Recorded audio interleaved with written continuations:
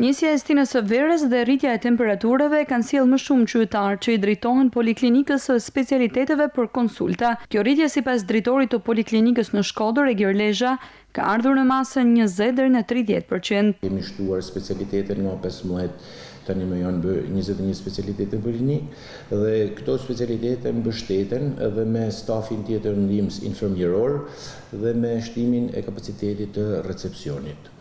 Vizitat në këtë periudhë janë shtuar paka shumë me 20-30% në çdo specialitet. Për shkak të nevojës së shtuar, disa prej specialiteteve janë dubluar në mënyrë që të përballohet situata. Kemi dubluar disa specialitete që kanë problematikat më të mëdha, si për shembull neurologjia, kardiologjia, endokrinoja. Këto kanë fluks më të shtuar. Kemi edhe në këtë periudhë janë të evidentuar edhe gastroenteritet, pra shërbimi infektiv që është futur rishtazin në poliklinikë. Vizitat ambulatore në poliklinikë në këtë periudhë janë rreth 400 pacienta që marrin shërbim. Çdo ditë mesatarisht 400 qytetarë i drejtohen poliklinikës në Shkodër për të kërkuar ndihmë mjekësore në një nga 21 specialitetet që ajo ofron për qarkun e Shkodrës.